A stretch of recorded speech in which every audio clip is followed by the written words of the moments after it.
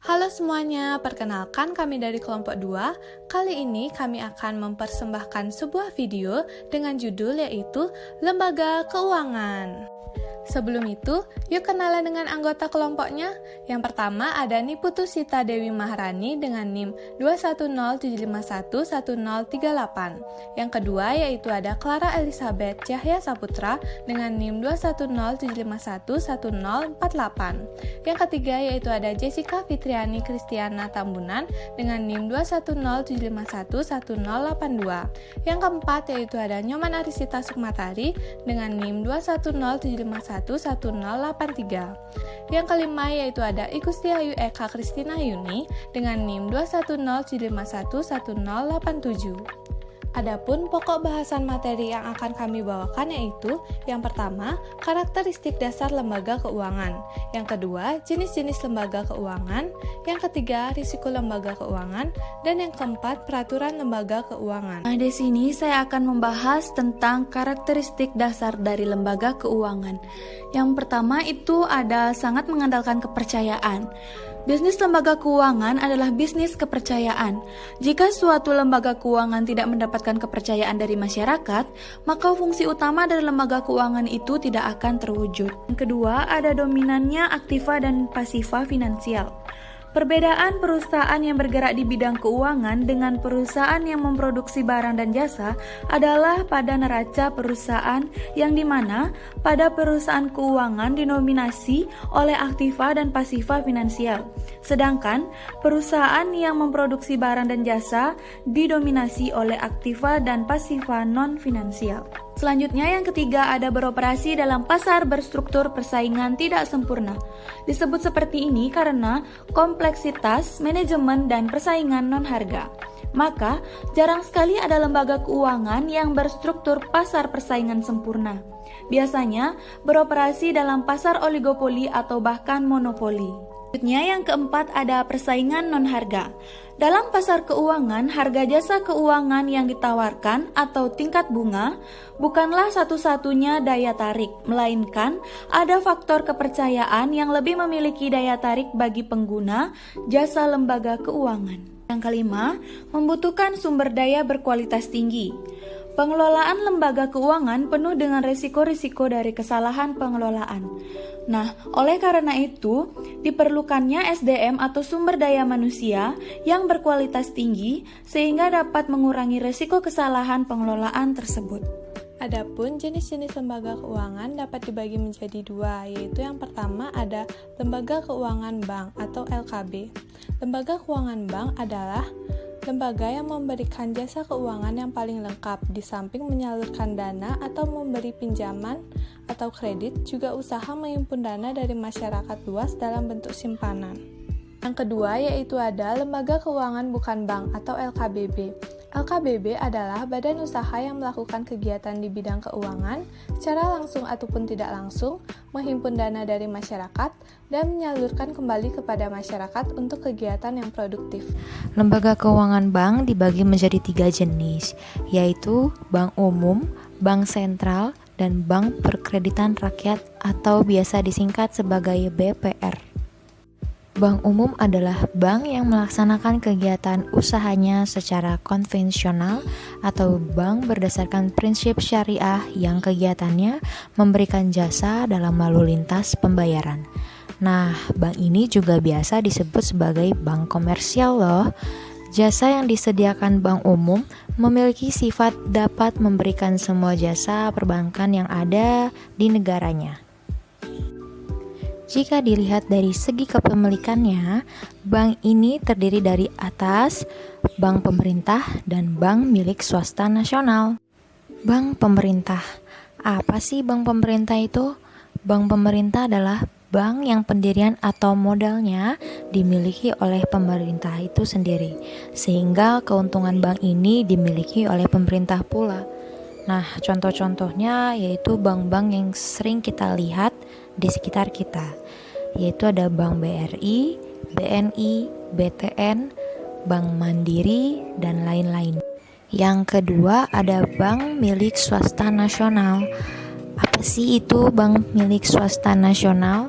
Jadi, bank milik swasta nasional ini adalah bank yang sebagian sahamnya dimiliki oleh swasta nasional serta akta pendiriannya pun didirikan oleh swasta loh. Jadi, pembagian keuntungannya juga untuk swasta nasional. Ada 3 kepemilikan bank di dalamnya.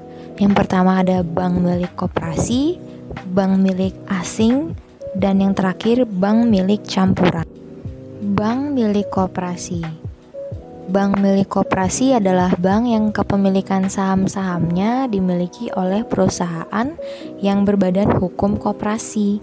Nah, contohnya adalah Bank Umum Koperasi Indonesia atau yang biasa kita ketahui dengan singkatan Bank Bukopin yang dapat kita temui di sekitar kehidupan kita loh.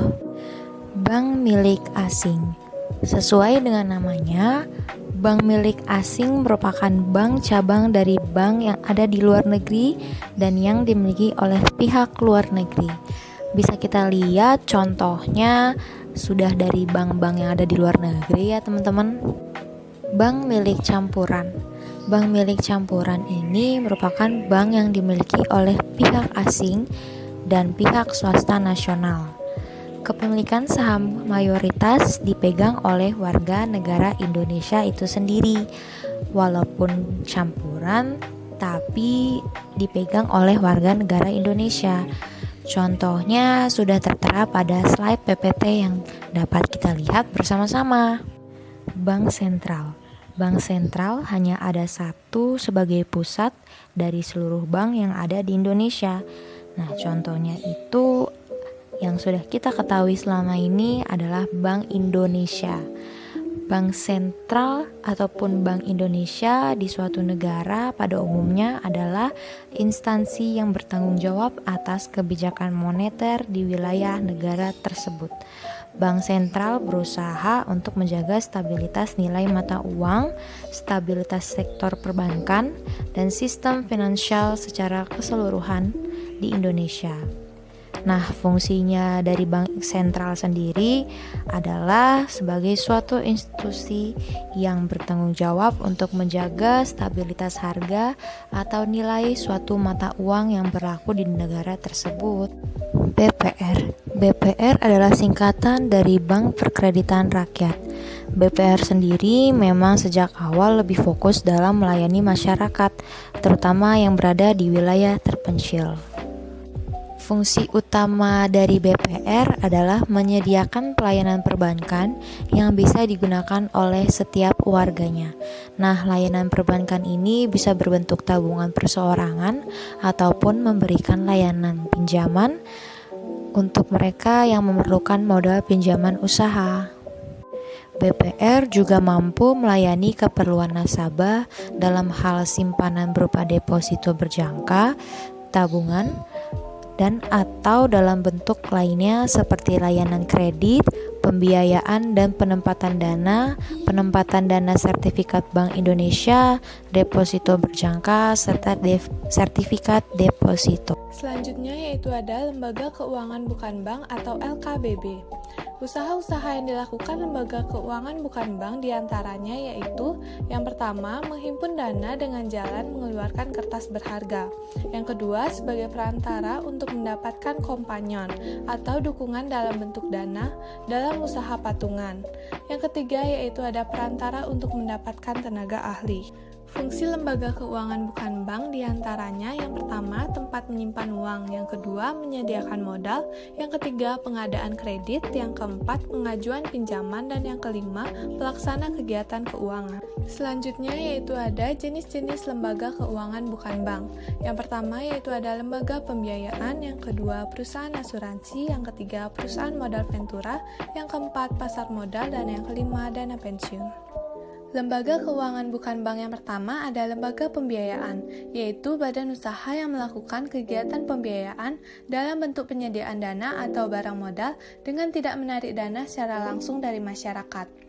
Lembaga pembiayaan dibagi menjadi 4. Yang pertama ada sewa guna usaha atau leasing.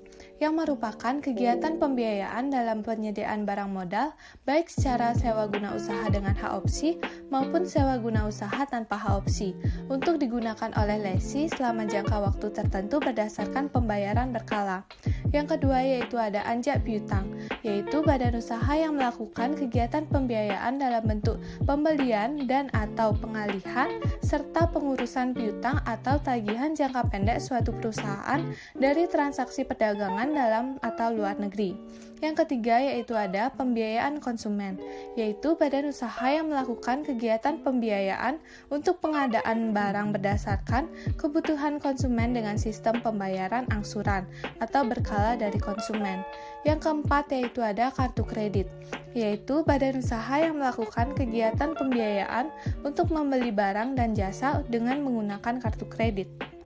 Lembaga keuangan bukan bank yang kedua ada perusahaan asuransi, yaitu perjanjian antara dua pihak atau lebih dengan mana pihak penanggung mengikat diri kepada tertanggung dengan menerima premi untuk memberikan penggantian kepada tertanggung karena kerugian, kerusakan, atau kehilangan keuntungan yang diharapkan, atau tanggung jawab hukum kepada pihak ketiga yang mungkin akan diderita tertanggung, yang timbul dari suatu peristiwa yang tidak pasti, atau untuk memberikan suatu pembayaran yang didasarkan atas meninggal atau hidupnya seseorang yang dipertanggungkan. Jenis usaha perasuransian meliputi yang pertama ada usaha asuransi, yaitu usaha jasa keuangan yang dengan menghimpun dana masyarakat melalui pengumpulan premi asuransi memberikan perlindungan kepada anggota masyarakat pemakai jasa asuransi terhadap kemungkinan timbulnya kerugian karena suatu peristiwa yang tidak pasti atau terhadap hidup atau meninggalnya seseorang. Yang kedua yaitu ada usaha penunjang, adalah usaha yang menyelenggarakan jasa keperantaraan, penilaian kerugian asuransi, dan jasa aktuariah.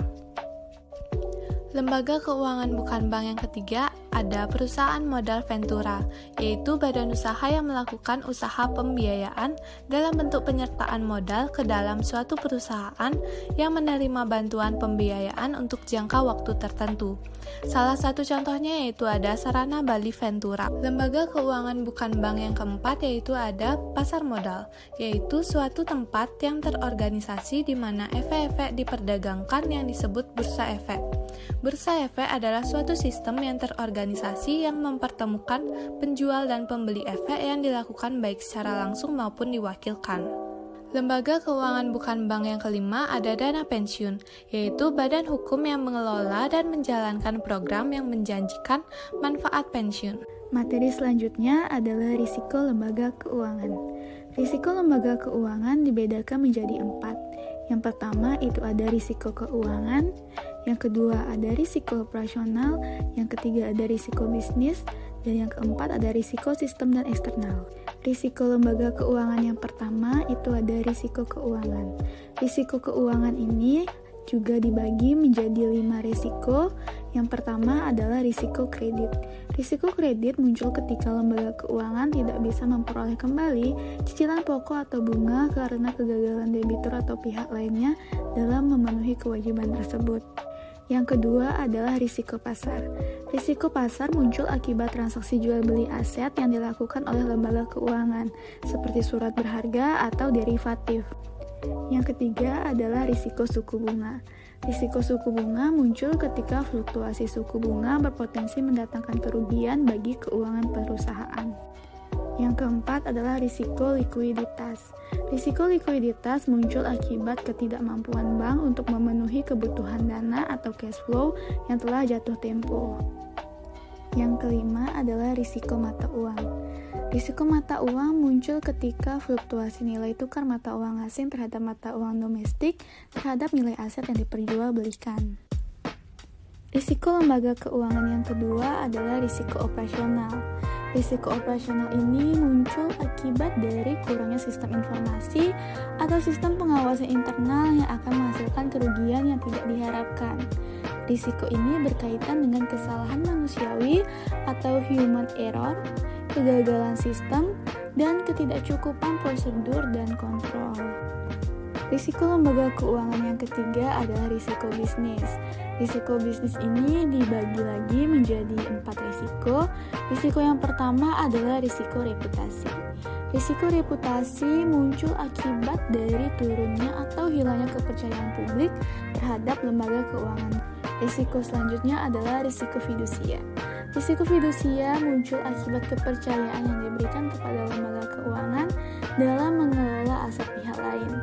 Risiko ini muncul ketika lembaga keuangan tidak dipercaya kembali oleh pihak lain untuk mengelola asetnya.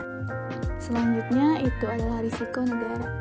Risiko negara muncul akibat karakteristik khusus yang melekat pada suatu negara, seperti aspek regulasi, penegakan hukum, atau budaya. Selanjutnya adalah risiko legal. Risiko legal ini muncul akibat berhubungan dengan risiko tidak terlaksananya kontrak. Risiko legal atau risiko hukum ini terkait dengan masalah undang-undang, legislasi, dan regulasi yang dapat mempengaruhi pemenuhan kontrak atau transaksi. Dan risiko lembaga keuangan yang keempat adalah risiko sistem dan eksternal.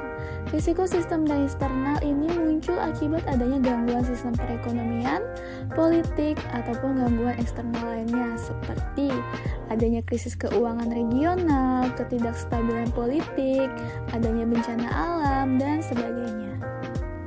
Selanjutnya kita akan membahas penanggulangan risiko. Agar risiko yang dihadapi tidak akan menyulitkan bagi yang terkena, maka risiko-risiko tersebut harus selalu diupayakan untuk diatasi atau ditanggulangi. Yang pertama itu dengan mengadakan pencegahan dan pengurangan terhadap kemungkinan terjadinya peristiwa yang menimbulkan kerugian. Misalnya, kita bisa membangun gedung dengan bahan-bahan yang anti terbakar, memagari mesin-mesin untuk menghindari kecelakaan kerja, serta memelihara dan menyimpan dengan baik bahan-bahan hasil produksi untuk menghindari kerusakan. Yang kedua adalah melakukan pengendalian terhadap risiko. Itu contohnya dengan melakukan perdagangan berjangka untuk menanggulangi risiko kelangkaan dan fluktuasi harga bahan baku atau pembantu yang diperlukan. Yang ketiga itu dengan mengalihkan atau memindahkan risiko kepada pihak lain. Itu contohnya dengan mengadakan kontrak pertanggungan atau asuransi dengan perusahaan asuransi terhadap risiko tertentu. Dan yang terakhir adalah melakukan retensi. Itu artinya menolerir terjadinya kerugian dengan membiarkan terjadinya kerugian untuk mencegah terganggunya operasi perusahaan. Akibat itu, disediakanlah sejumlah dana untuk menanggulanginya. Contohnya itu dengan adanya dana biaya lain-lain atau biaya tak terduga dalam anggaran suatu perusahaan. Peraturan atau undang-undang yang mengatur tentang lembaga keuangan di Indonesia. Dasar hukum lembaga keuangan di Indonesia adalah SK Menteri Keuangan RI nomor 792 tahun 1990 yang mendefinisikan sebagai semua badan yang kegiatannya bidang keuangan melakukan penghimpunan dan penyaluran dana kepada masyarakat terutama guna membiayai investasi perusahaan. Undang-undang yang mengatur tentang Lembaga Keuangan Bank atau LKB. Yang pertama, Undang-Undang Republik Indonesia Nomor 11 Tahun 1953 tentang penetapan Undang-Undang Pokok Bank Indonesia. Dibuat sebagai peraturan pokok setelah Deutsche Bank telah dinasionalisasi. Yang kedua, Undang-Undang Nomor 84 Tahun 1958 tentang pengubahan pasal 16 dan 19 Undang-Undang Pokok Bank Indonesia. Dibuat sebagai peraturan pokok mengenai batas-batas kebijaksanaan pengendalian jumlah uang yang beredar dalam masyarakat tanpa mengganggu jalannya pembangunan serta keseimbangan moneter. Yang ketiga, Undang-Undang Nomor 14 Tahun 1967 yang mengatur jenis-jenis perbankan. Yang keempat yaitu Undang-Undang Nomor 13 Tahun 1968 tentang Bank Sentral, dibuat dalam rangka pengamanan keuangan negara dan pengawasan serta penyihatan perbankan. Yang kelima, Undang-Undang Nomor 7 Tahun 1992 Pasal 10 mengatur hal-hal yang tidak boleh dilakukan oleh Bank Umum. Yang keenam, Undang-Undang Nomor 10 Tahun 1998 mengenai pembaharuan dari undang-undang sebelumnya yaitu Undang-Undang Nomor 7 Tahun 1992 Pasal 10. Yang ketujuh adalah Undang-Undang Nomor 23 Tahun 1999 yang mengatur mengenai Bank Indonesia. Yang kedelapan adalah Undang-Undang Nomor 24 Tahun 1999 mengatur tentang lalu lintas devisa dan sistem nilai tukar. Yang kesembilan, Undang-Undang Nomor 3 Tahun 2004 memperbaharui Undang-Undang Nomor 23 Tahun 1999, di mana undang-undang ini dibuat untuk menegaskan independensi Bank Indonesia. Yang ke-10 adalah Peraturan Pemerintah Pengganti Undang-Undang Republik Indonesia Nomor 2 Tahun 2008 tentang perubahan kedua atas Undang-Undang Nomor 23 Tahun 1999. Perpu ini dikeluarkan untuk menjaga kepercayaan masyarakat terhadap sistem perbankan setelah krisis ekonomi global yang memengaruhi kestabilitas sistem keuangan. Yang ke-11 adalah Undang-Undang Nomor 21 Tahun 2008 mengatur mengenai perbankan syariah. Yang ke-12 adalah Undang-Undang Nomor 6 Tahun 2009 tentang penetapan peraturan pemerintah pengganti Undang-Undang Republik Indonesia Nomor 2 Tahun 2008 sebagai undang-undang untuk mengesahkan Perpu Nomor 23 Tahun 1999. Dan yang ke-13 adalah Undang-Undang Nomor 3 Tahun 2011 tentang transfer dana. Kemudian ada undang-undang yang mengatur tentang lembaga keuangan bukan bank atau LKBP.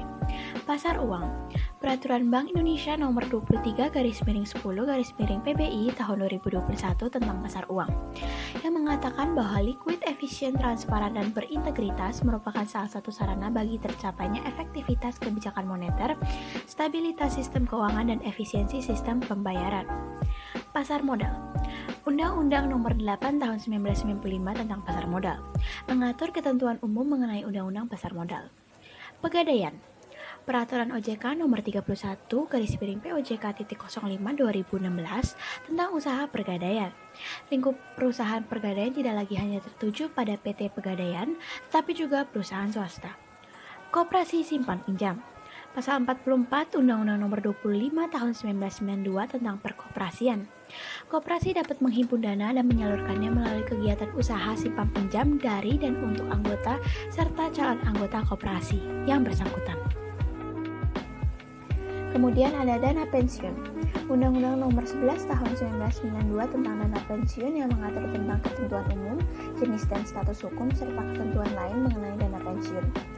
Perusahaan modal Ventura. Peraturan Menteri Keuangan Nomor 18/PMK.010 Tahun 2012 tentang perusahaan modal Ventura untuk melaksanakan ketentuan pasal 8 dan pasal 11 Peraturan Presiden Nomor 9 Tahun 2009. Perusahaan sewa guna usaha. Keputusan Menteri Keuangan Republik Indonesia Nomor 1169/KMK.01 Tahun 1991 digunakan dalam rangka untuk lebih memberikan kepastian hukum terutama mengenai perlakuan perpajakan kegiatan sewa guna usaha. Perusahaan asuransi. Undang-Undang Nomor 40 Tahun 2014 tentang perasuransian merupakan pengganti Undang-Undang Nomor 2 Tahun 1992. Perusahaan anjak piutang. Keputusan Menteri Keuangan Nomor 1251/KMK.013 Tahun 1988 merupakan badan usaha yang melakukan kegiatan pembiayaan dalam bentuk pembelian dan pengalihan serta pengurusan piutang. Dan yang terakhir adalah Financial Technology atau Fintech. Peraturan OJK Nomor 77/POJK.01 Tahun 2016 berisi ketentuan umum, penyelenggaraan perjanjian mitigasi risiko, tata kelola sistem TI, edukasi dan perlindungan pengguna, laporan berkala, sanksi dan ketentuan lain. Baik, sekian video yang dapat kami persembahkan. Apabila ada kesalahan kata di dalam videonya, mohon dimaafkan ya. Akhir kata kami ucapkan sekian dan terima kasih. Sampai jumpa di lain waktu.